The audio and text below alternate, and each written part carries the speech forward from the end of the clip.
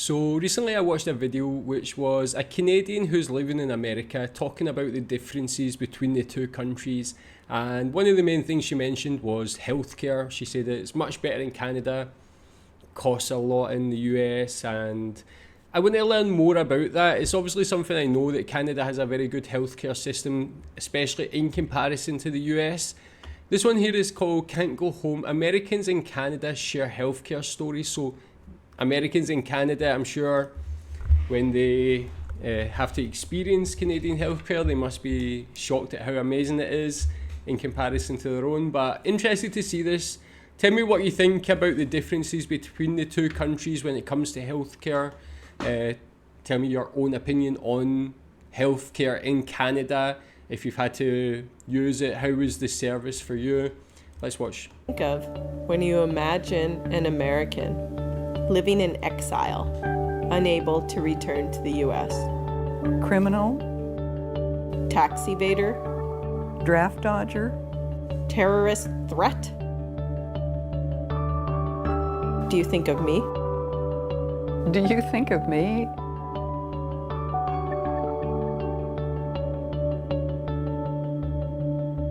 So I was living in California and I met my husband through some mutual friends, and we fell in love and decided to get married.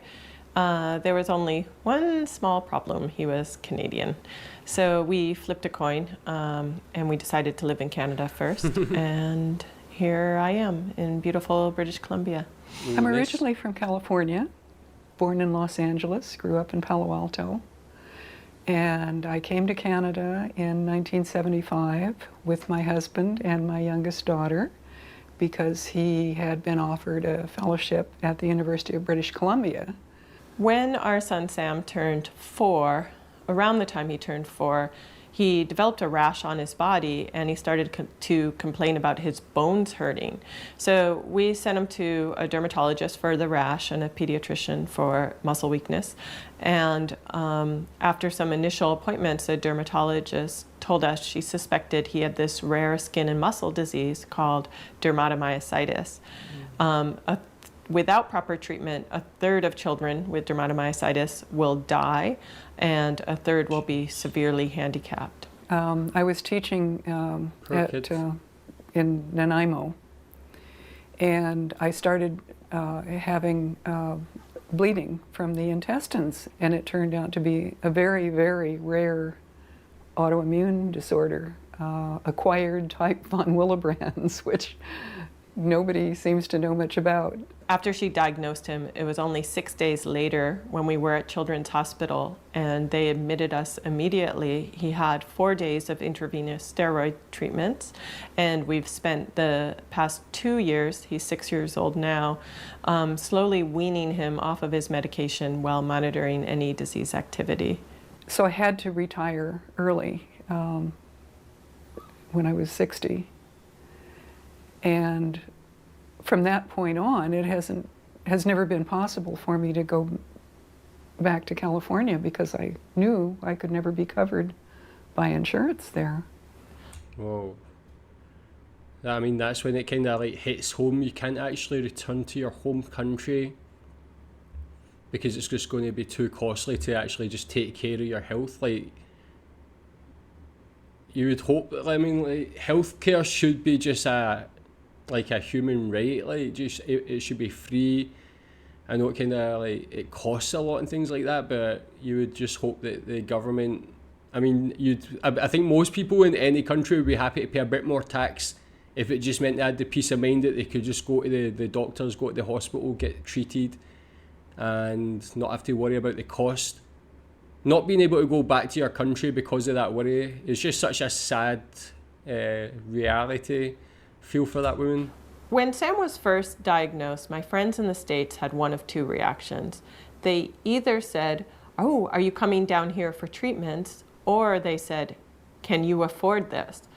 And to me, both of those things seemed ridiculous. We've had amazing care in Canada. He has a team of pediatric rheumatologists that are world renowned. And the costs have been a non-issue. We simply pay our monthly payment of $108 a month, and we march in. We don't fill in any paperwork for him to see the doctors, and it's all good. Yeah, so tell me about that. Is the cost still roughly about that? How much do you pay for, I guess that's some sort of insurance or payment for the healthcare? How much do you pay for that now? This looks like an older video, so I don't know how things have changed with regards to the cost and the service itself. It's one thing I think a lot of British people take for granted is we don't even pay anything. I don't live in the UK anymore, but when I lived there, you don't pay a thing. You can go to the doctors, go to the hospital, go as many times, and there's just no cost, there's no receipt, there's no nothing. You go in, get treated, get checked, you come out, and there's like no thing you need to worry about at all. There's no monthly payment. I've not lived in the UK for a while. I've heard it's becoming a bit more difficult to get appointments, and it's the service in the service, yeah, it's just not so good as it used to be, but just not having that payment or having to like worry about the payment is just such an important thing. But it being so low in Canada is still great. There is something that was discovered fairly recently called Factor 7. And time before last, when I was in the hospital here, they gave me that, and it seemed to work. The interesting thing is that the Factor 7, I don't know exactly because I never get a bill for anything, but I was told that it was about $60,000 a dose. And I was given 4 or 5 doses in the hospital. And the interesting thing to me... Why is it so expensive as well? ...is that I have never been told that I couldn't receive a treatment here because of the cost of it. I don't even know the cost of these things. When I was researching the costs of healthcare in the US, I asked some other Americans on a message board about his disease, what the costs have been to them. And that's when I discovered that our out-of-pocket costs for care would be between $45,000 and $165,000 for 6 months of treatment. 6 months? I realize I have no idea what the costs have been in Canada for his treatment because we've never seen a bill. Yeah, I would like to spend whatever time I have left, my remaining years, closer to my children and grandchildren. And I certainly can't do that under the circumstances with the present healthcare situation in the U.S. I'm interested in moving back to the U.S. because I miss my family and I want my child to be raised near his grandparents and his aunts and uncles. And I also just miss my country. I began to investigate what it would take to move back to the States, and I immediately thought of healthcare as a concern because of Sam. And I called a number of private insurance companies and was told outright that we would be denied coverage based on his pre-existing condition. I then looked into what government programs were available, and the S-CHIP program has an income cap of $45,000 a year, and we exceed that. So what I have... Why do you think it is such a bad situation in the US actually? Is it like these medical pharmaceutical companies, they just have too much money invested, they lobby too much, they just want to make more money? Like, would the government never have any like inclination to change policy to make it like a lot cheaper for people? Like when you see people like these sort of stories, these two, and they just can't go back and spend that time with their family, like it's kind of heartbreaking. On top of the actual pain of like having those illness issues. So what I have is disability Social Security. And they wrote me a letter and said, don't ever bother to apply for Medicare because you are not eligible.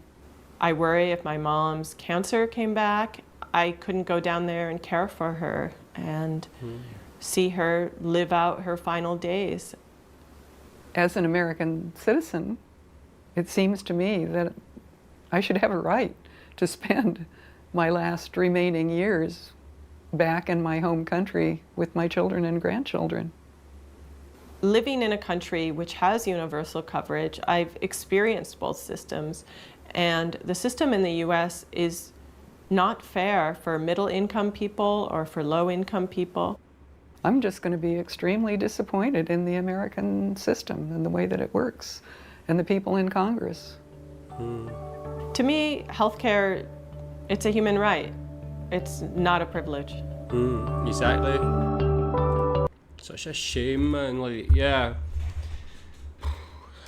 It's just so sad, like, to see these people, and I'm sure, like, there's, like, stories of people like that all over outside of America, but even in America, I think, like, what was it I read, that one of the biggest cause of bankruptcy in America was healthcare. Like, the fact that people can go bankrupt, lose everything they own, everything they've worked their whole life for, just if they get sick, doesn't make any sense at all, man. It's mental, like, but yeah, I don't know how they could change it in the US. Again, like, does the government actually have any will to do that? I don't think so. It doesn't seem like it. Whether it's Democrat, Republican, neither of them seem to really want to implement. I don't know. Maybe they do. I don't really know too much about the political scene, but tell me what you think about this, and just tell me more about your experiences with Canadian healthcare. What do you think about it? Thanks.